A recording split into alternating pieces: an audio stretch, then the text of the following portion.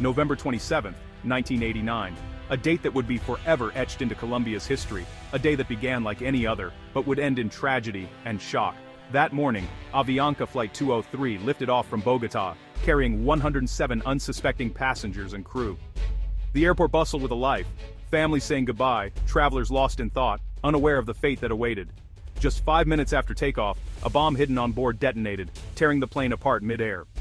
Wreckage rained down across the Colombian countryside, leaving a trail of devastation and heartbreak. There were no survivors, 107 lives lost in an instant. The intended target, presidential candidate Cesar Gaviria, wasn't even on board. At the last moment, he changed his plans, narrowly escaping death. The country was left reeling, wondering how close they'd come to losing a future leader. The bombing was a chilling message from Pablo Escobar, the notorious drug lord, whose power and influence rivaled that of the Colombian state itself.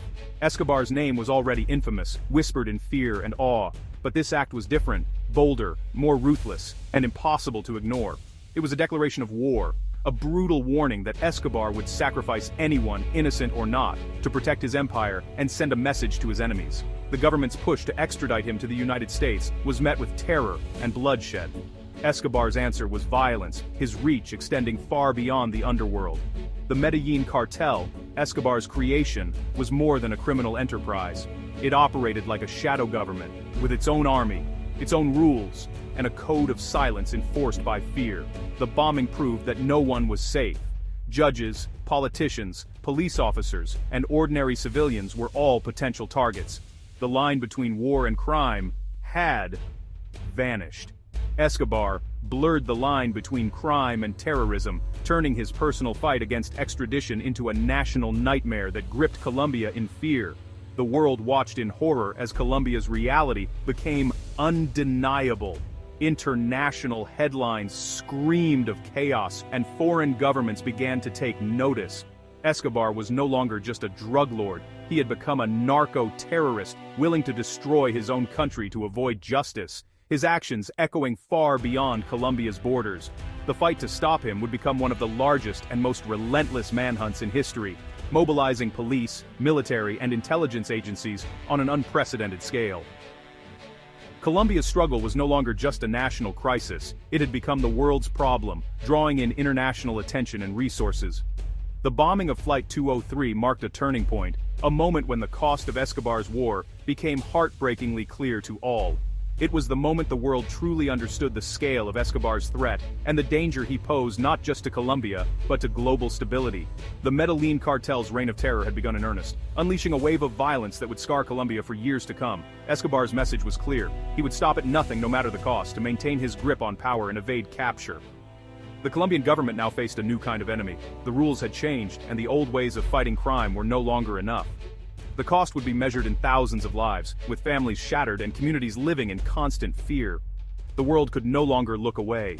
Escobar's war had begun, and its impact would be felt far beyond Colombia's borders. And Colombia would never be the same. The scars of this conflict would linger for generations, a stark reminder of the price paid in the battle against Escobar. The hunt for Pablo Escobar was on, a desperate race against time, with the fate of a nation hanging in the balance. Pablo Escobar's criminal journey began on the bustling streets of Medellin, where he hustled, ran scams, and learned the art of survival. Even as a teenager, Escobar was drawn to the shadows, always searching for the next opportunity to get ahead, no matter the cost. He learned early that violence and bribery weren't just options, they were essential tools of the trade. In a world where law enforcement could be bought or threatened, Escobar quickly mastered the rules of the underworld. By the 1970s, the world's appetite for cocaine exploded, transforming the drug from a local curiosity into a global obsession. Demand soared, and the profits promised to be astronomical. Escobar saw opportunity, where others saw only risk and danger. He was willing to gamble everything for a shot at unimaginable wealth. He moved from petty crime to high-stakes smuggling, orchestrating flights that carried cocaine from Colombia to Panama and the US, using small aircraft to slip past authorities. His first big run made him a fortune overnight, flooding his world with cash and opening doors to even greater ambitions. Escobar's true genius was scale. He didn't just traffic cocaine, he industrialized it, building massive labs and refining the process to maximize output. He bought Norman's Cay in the Bahamas, transforming it into a private smuggling hub complete with a runway, armed guards, and a fortress-like security system. Night after night, small planes ferried cocaine to the U.S., evading detection with daring flights and secret landings. Escobar built a vertically integrated empire, controlling coca fields, labs, transport, and distribution. Every link in the chain belonged to him. He applied business principles to crime, creating a supply chain so efficient and ruthless that it dwarfed all competitors and set new standards for organized crime. The Medellin cartel became a global powerhouse, its influence stretching from South America to the streets of Miami, New York, and beyond.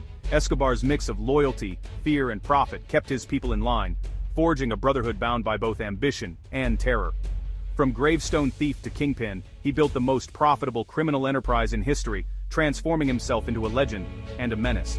The cocaine pipeline he created changed the world, fueling addiction, violence, and a crisis that would haunt generations. Escobar's rise was meteoric and deadly. Bloodshed and chaos followed in his wake, reshaping Colombia and the world's war on drugs. His empire was built on innovation and ruthlessness, always staying one step ahead of the law and his rivals. The foundation was set for a new era of organized crime, one that would influence criminal networks for decades to come. Escobar was ready to take on the world, his ambitions growing as fast as his empire. And soon, the world would feel his impact, an impact that would echo across continents and through history. Escobar knew he needed allies to build an empire. He united Medellin's top traffickers, including the Ochoa brothers and Carlos later. The Medellin cartel was born, a confederation, not a hierarchy. Each member ran their own operations but shared resources and intelligence. They pooled money, coordinated routes, and covered each other's losses. This cooperation crushed smaller rivals and maximized profits. The cartel controlled every step, from jungle labs to U.S. streets. Billions flowed back to Colombia, laundered through front companies and offshore accounts. At its peak, the cartel supplied up to 80% of U.S. cocaine. Medellin became a parallel economy, distorting Colombia's financial system. Escobar was king of a state within a state. The cartel's power rivaled the government itself. The Medellin cartel was now unstoppable. The cartel's true power came from violence and corruption. Escobar's policy, plata o plomo, silver or lead, bribe or die. Most chose silver to survive. Police, judges, politicians, and journalists were all targets. Refuse a bribe, face assassination. The cartel placed bounties on police, murdered judges, and bombed journalists. High-profile assassinations sent a chilling message: no one was untouchable. The violence was strategic, dismantling the state's ability to fight back. Escobar's war created orphans, widows, and a culture of fear. Corruption became survival. The cartel thrived behind a wall of bribed officials and silenced enemies. Violence was the engine of Escobar's empire. The river of cocaine and cash flowed on. Escobar's wealth was staggering. Forbes estimated his fortune at over $3 billion. The cartel earned up to $60 million a day. So much cash, they couldn't launder it fast enough. Dollars were hidden in barrels, walls, and warehouses. Rats ate billions. Money laundering was essential real estate, soccer teams, taxi fleets, and offshore banks. Escobar's estate, Hacienda Nápoles, was a symbol of excess, complete with a private zoo. The cartel exploited global banking loopholes, moving money through shell companies. A kilo of cocaine cost $1,000 to make, sold for $60,000 in the US. Rubber bands alone cost thousands a month. This wealth funded Escobar's private army and bribed officials at every level. Money fueled his war against the state. Escobar's lifestyle was as surreal as it was deadly. By the late 1980s, Escobar's war with the Colombian state was open and brutal. The issue extradition to the US, a fate Escobar feared more than death. He unleashed terror to force Colombia to ban extradition. The extraditables, his alliance, promised violence for any attempt to send them abroad.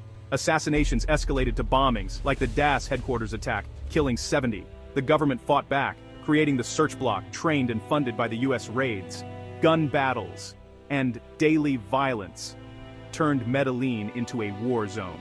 A new force emerged, Los Pepes, a vigilante group of Escobar's enemies. With covert support, they targeted his network, mirroring his brutality. Escobar was hunted by the state and the underworld. The conflict consumed Colombia. No one was safe. The manhunt intensified. By 1991, Escobar was cornered. He offered to surrender, on his terms. In exchange for a ban on extradition, he'd serve time in a prison he designed La Catedral. It was a luxury fortress, soccer field, bar, jacuzzi, and loyal guards. From inside, Escobar ran his empire, ordering hits and managing shipments. The government looked the other way, desperate for peace. But when Escobar murdered 2 lieutenants inside La Catedral, the deal collapsed. The army moved to transfer him, but Escobar escaped. Tipped off by corrupt officials, he vanished into Medellin, now a fugitive again. His surrender was over, The kingpin was on the run, with no safe haven left. The final chapter had begun. After escaping La Catedral, Escobar was hunted relentlessly. The search block, led by Colonel Martinez, tracked him with U.S. surveillance technology. Los Pepes dismantled his network, killing his remaining allies. Isolated and paranoid, Escobar moved constantly, hiding in Medellin's neighborhoods. He changed his appearance but couldn't escape his enemies. His only contact was his family, using unencrypted phones, a fatal mistake. On December 2, 1993, after a call to his son, authorities pinpointed his location. The search block surrounded his hideout. Escobar and his bodyguard tried to flee across rooftops. A brief gunfight erupted. Escobar was killed, whether by police or his own hand remains debated. The king of cocaine was dead. Photos of his body flashed around the world. The largest manhunt in history was over. Colombia was free of its most notorious criminal. Escobar's death didn't end the cocaine trade, it only changed it. The world watched as the so-called king of cocaine fell, but the machinery he built kept running, adapting to new realities. The Cali cartel took over, running things with less violence and more sophistication. They preferred bribes over bullets, using their wealth to quietly influence politicians and police, expanding their reach across continents. When they fell, the trade fragmented into smaller, harder-to-track groups. These new players were nimble, ruthless, and often invisible, making the fight against drugs even more complex for authorities. In Medellin's slums, some remember Escobar as a Robin Hood, a man who built homes and soccer fields. But his legacy is one of violence and suffering, a double-edged sword that still divides communities.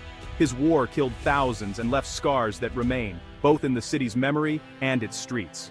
Families still mourn and the trauma lingers for generations. Today, Colombia is no longer the epicenter, but cocaine production continues, and violence has shifted to new battlegrounds, especially Mexico. The trade adapts, finding new routes and new victims.